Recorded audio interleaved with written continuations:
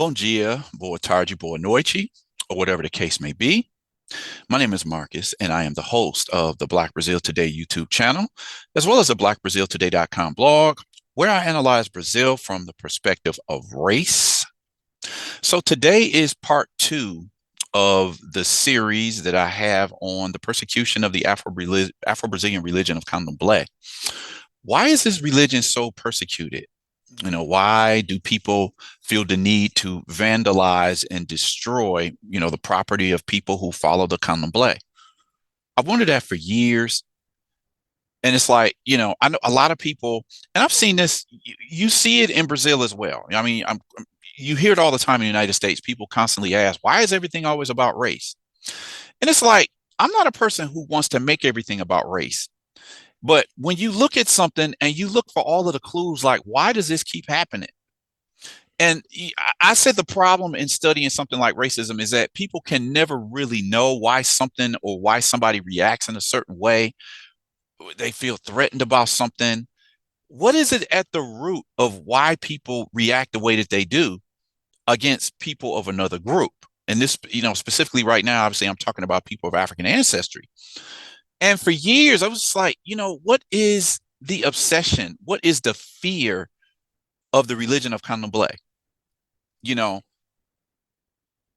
Catholicism is still the biggest religion in Brazil, but the evangelical movement is like a really close second now. People who follow Candomblé are nowhere near the numbers of like the Catholic Church. Catholics are still like 115, 120 million people. The evangelicals, from what I saw, the last numbers, they are also over 100 million followers. Whereas the Candomblé, people who openly claim they're followers of the Candomblé, I don't know, what, a million, 2 million people? It's probably a lot more than that because, as I said in a previous video, a lot of people don't want you to know that they practice Candomblé because they're afraid of how they're going to be seen, how people are going to stereotype them, how people are going to look at them with a slanted eye, like, oh my God, you following that witchcraft stuff, right? So in some ways, I don't think we'll ever know how many people really follow the Candomblé or Umbanda, another, religion in Brazil. But when you compare the huge numbers of the Catholic faith and the evangelical faith, they don't suffer anywhere near. I rarely hear about anybody attacking evangelical or Catholic churches. I'm sure it does happen, but every time I hear a case of religious intolerance against a person who follows a religion or an attack on the terreiro, the houses of worship, the Candomblé temples. Whenever there's a religious intolerance in Brazil, usually it's against one is either Candomblé or Umbanda. And they make such a small portion of openly, open followers of the religion. How do you explain such violence? Um, I did a story. I cover this from time to time. This is a story from 2019 where it says Orixá statue is a target of vandalism in Salvador, Bahia. So look at the picture of this Orixá. You see the one arm here and the other arm has been cut off. Okay, one of the Orixá statue's arms is missing, as you can see here. Somebody cut that off. And the Candomblé divinity statue is a target of vandalism in the Jique de Tororó area of Salvador. If you've ever been to Salvador, you have to see this. There are these enormous, I don't know, I probably have it in this article, but they look to be like 10, 15, 20 feet tall. It's called the Jiques de Tororó, and they have, I don't know, maybe 6 to 8, maybe 10 of them on this lake. And it's a sight to see. If you ever go to Salvador, you have to see what's called the Jiques de Tororó. These huge Orixá statues, seated on this looks like a pond, really. I see 1, 2, 3, maybe 7, maybe 8. Not sure how many there are, but it's just something that you have to see at night. You can see the lights down here on the bottom at the base of the statue, and they actually light up at night. For people, tourism is definitely something that you have to see. So why would somebody chop off the arm of one of these statues? Okay. Then you have another one. I forget what city this in, but woman attacks statue of African deity of the sea goddess Iemanjá. Okay, let's take a look at that real quick. So look at this right here. You see this woman in the video, she's taking a hammer and this, she chopped the nose, she chopped the arm off. What's up with that? I think there's another picture here where you see, yeah, so this is Iemanjá, the sea goddess, and she chopped the hand off. She butchered the nose.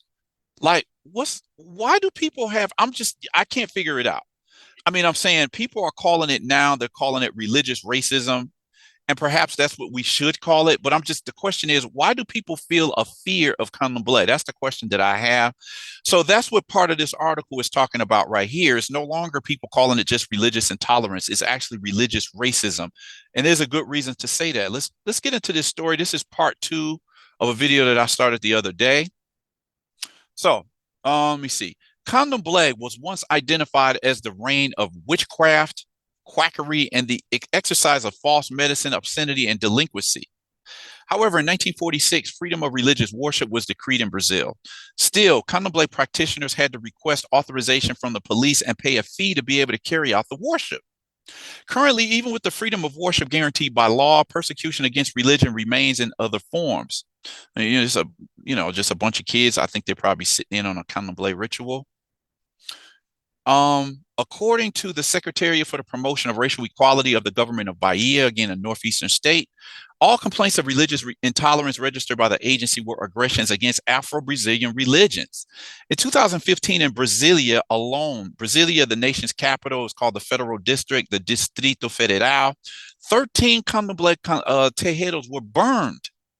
In June of that same year, an 11-year-old girl was stoned on the streets of Rio de Janeiro for wearing Candomblé clothing under the cries of Queima and Sai Satan, meaning it means burn and get out Satan. They say Sai Satan. So, can you imagine an 11-year-old girl walking down the street to hear cries of that by like people who don't like their religion? This girl got stoned and was like, I showed you in the previous article from, the other day, like the girl had a bandage over her eye, her eye had got damaged. I don't know whatever happened to that girl, but somebody threw a stone at her and it damaged her eye. It was like, what brings out such hatred in people over a religion?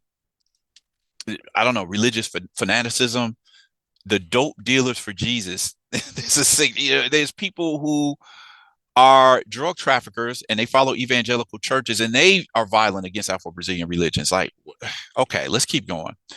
In Camaçari, Bahia, a 90-year-old Mãe de Santos, known as Mãe de Yansan, died of a heart attack after followers of an evangelical church spent the night watching in front of her house in order to supposedly expel the demons present there. Think about that for a minute. Somebody's keeping watch outside of your house. I mean, how threatened would you feel if you saw people outside of your house just watching you? The case of Mother Gilda. Okay. The case of another Mãe de Santos. Again, Mãe de Santos means basically a priestess of the Candomblé religion. The case of another Mãe de Santos, Mãe Gilda, the woman in this, they made a statue to this woman. Mãe Gilda also became emblematic of the fight against religious intolerance. In 1999, a newspaper of the Universal Church of the Kingdom of God, with a circulation of 1.3 million copies, published on its cover a photo of the religious leader with a black strip over her eyes in a report entitled, what is it? Well, I translated it as Macumbeiros, charlatans, damage their customers' pockets and their lives. So they put out this hit piece on her. This is Mãe Gilda right here to the left. This is the newspaper. This is the headline that I just read. And then they put a black strip across her face. And, how would you feel if you were a leader of a religion and this is how people presented you to their followers? The event, which was followed by another attack by the faithful of the Assemblies of God Church, led to the death of Mother Gilda. Jaciara Ribeiro, her daughter, explains that her mother at the time, age 65, could not bear to see her own image tarnished in that way. At the time, a couple belonging to the Assembly of God broke into the terreiro and hit my mother in the head with the Bible, she described. Jaciara regrets what happened and even says that her mother experienced two very difficult moments in her life and ended up dying of a massive heart attack. Currently, January 21st is the national day to combat religious intolerance, which is the day of Mother Gilda's death. The Universal Church said it disagreed with the court's decision that forced it to pay an indemnity of 80,000 euros to the religious leaders' family members. The institution ensures that it guides its faithful to respect all beliefs and cults. Really? I don't know. I don't buy that. Obviously when you put out hit pieces and you put out television presentations that present these religions in a manner that suggests is witchcraft or some type of satanic ritual or whatever, and you have millions of followers, when you implement this, you expose people to this type of belief system. They take it to heart. And then whether you don't go on TV and tell people, hey, go over there and burn up that Tejedo. You don't have to do that. But when you have people who can be considered religious fanatics, or people who just they have this feeling that is, let's say, it's influenced by what they hear, what they read, and what they see about Afro-Brazilian religions, and they become fanatic about it, and then they go out and start attacking people and the places of worship where they go. I mean, just imagine how would you feel if this happened where you went to church? Anyway, let's keep this moving. The representative of the Bahian State Convention of the Assembly of God, Cleovaldo Gonçalves, also guarantees that the assembly does not encourage its followers to perform any form of discrimination. He says, none of these acts are supported by the Bible or by any head of a pastor or of a leader. Now, what has to be analyzed is this. All human gatherings have the practice of exacerbation. People hear something and want to take it to the ultimate consequences and end up committing disparities like this, explains Gonçalves. Okay, so he understands. I think he came up a little bit short of acknowledging that how you present these religions to your followers can have a vast influence on how they see other religions. But I still see it as a way of avoiding responsibility. The question would be, if you didn't present Afro-Brazilian religions in this manner, would people get this feeling? You didn't tell them to go out and attack anybody or any place or any of their religious belongings, their symbols. No, you didn't tell them directly to do that. But by you presenting this religion as being the work of the devil or witchcraft, this is what grows inside the person. And then, this type of hatred comes up. So then they go out and they act on it. I almost feel like in some ways, people who put out this type of material against Afro-Brazilian religions, they should be held partially responsible. I don't know, that's how I see it. If people, I've seen it plenty of times over the years where, hey, you incited people to do this. So then it makes you partially responsible for the crime. I mean, how can you avoid, how can we deny that? The court system has seen again and again that the church leaders of these evangelical churches, they influence how people feel towards Afro-Brazilian religions. I don't see how there's any way you can fight and deny that that's true. Let me see. Still, the representative of the Assembly of God assures that the institution never directs the faithful to invade people's homes or to try to convince people by force. There is no such thing. There is no guidance in relation to this, he guarantees. I already responded to that. Attacks on Candomblé, a fight of followers or a racial issue. So this is where I'm going. Why is this called religious racism? This is a sanctuary at the Terreiro Lemba in Camaçari, Bahia. Okay, another temple. The increase in cases of attacks on practitioners of Afro-Brazilian religions has led some experts to talk about a guerra santa, or a holy war in Brazil. Paulo Cesar de Brito, a sociologist who believes the relationship between the Universal Church of the Kingdom of God and Candomblé, believes that these conflicts are a struggle for more followers. This intolerance and this conflict are largely due to a dispute for a religious market, for a search for a religious capital, and for the destruction of the other, he clarifies. Okay, so this guy who, he's studying relationship between the Universal Church of the Kingdom of God of Candomblé, he's laying it out. I'm more likely to believe what this guy says than just somebody who's part of the religious leadership who's saying, no, we don't have anything to do with that. It's like, clearly, whether you did it or you did not, you're influencing your followers to take such actions. Jean Willis, who is this guy right here, he became famous on Big Brother Brazil. I think within the first 5 years, he won a particular season on Big Brother Brazil. He went on to become pretty famous. He became a federal deputy, which is a congressman in Brazil. He got chased out of the country a few years ago. He felt like his life was in danger, so he ended up leaving the country. I don't know what Jean Willis is today. I'll have to look that up. But again, this article is from 2016. So Jean Willis, then a federal deputy from the state of Bahia, defends religious diversity, even in a political scenario in which the evangelical caucus in the Chamber of Deputies has grown stronger. So what he's saying is that, and we know this is true, a strong part of the support for former president, extreme right President Jair Bolsonaro, who left office a couple of years ago, a large part of his voting bloc came out of the evangelical church. And so they have an evangelical caucus in the Chamber of Deputies, the House of Representatives, and this influence has grown stronger. So for Willis, the cause of persecution lies in racism, which is a structural problem in Brazilian society because democratic governments have not been able to pay a historic debt of quality education, just as the state has not paid the historical debt in terms of income distribution. In this way, Blacks who were slaves and who were free were not inserted in the labor market and began to produce poverty in the peripheries of these large cities, says the deputy, explaining that this poverty later translated into racism. Okay, again, former Congressman Jean Willis. Evangelicals don't persecute Jews, who are a religious minority. Nor do they persecute Buddhists in the Japanese community, nor even the Chinese and their religion. They persecute religions of African origin. And why? Because they are Black religions. That is the point, clarifies Jean Willis. So he sees it. There's the point that I'm trying to make there. If it's just religious intolerance, how come you don't see, why do you see the vast majority of religious intolerance and shows of religious intolerance against Afro-Brazilian religions? You don't see them against Jewish, Japanese, or Chinese religions in Brazil.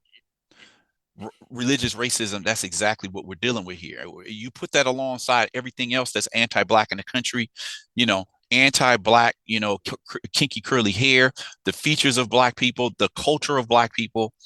It's like no matter how capoeira was once prohibited in Brazil. It's like all the cultural manifestations of Black people, the physical presence of Black people, which Brazil has said we want Black people to be gone by such and such year through, amalgamation, miscegenation, interracial couples. Everything about Brazil says we don't want the Black influence in this country. And this is just another example, a clear example of anti-Black racism in Brazil. Marcos Rezende, this guy right here, or Rezende, he's a coordinator of the collective of Black entities that works in 8 states of Brazil to defend the rights of African descendants and combat racial discrimination. He agrees. Part of this discrimination, this religious intolerance, is because we are Black. It is because we have a close connection with African countries and the international history. The world history with this African origin, with this African continent, is a history of disrespect. It is a history of new colonization. He sees it as well. More than a century after the abolition of slavery in Brazil, Makota Valdina, an educator known for her militancy in the Black movement since 1970, continues to remember that we are all human beings. Have to mention that Makota Valdina died a few years ago as well. We are here today because they brought us in this condition of people who were enslaved. I am not a descendant of slaves. I am a descendant of human beings who were made slaves because of domination. Sandra Maria Bispo, who is part of the Oxumaré Terreiro, again, a religious Afro-Brazilian religious temple, one of the oldest in Bahia, makes an appeal. We want to be respected within our creeds, our dreams, our perspectives on life. We want to be respected within our choices, which should be everybody's right.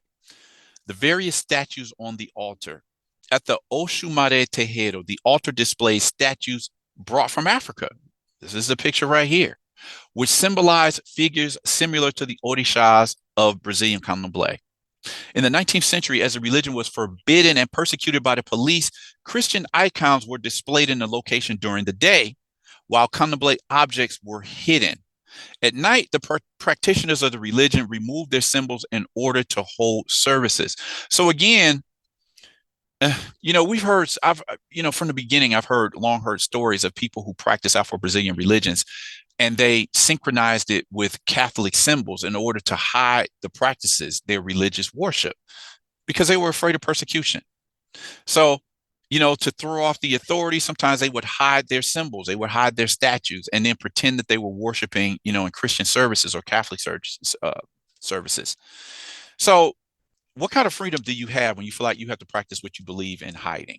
Okay, so why is it that the Candomblé is still persecuted in Brazil more than any other, many times more than other religions in Brazil? when other religions are allowed to thrive and practice as they will and worship as they will in the way that they see fit, it is the candomblé is another portion that another cultural practice that came with Africans during the transatlantic slave trade. It's another symbol of the blackness at the origins of Brazil, and people don't like it. Call it what it is. It is religious racism. It is yet another manifestation of anti-black sentiments in Brazil. So with that said, I'm going to end this video here. This was part 2. I hope you liked the series.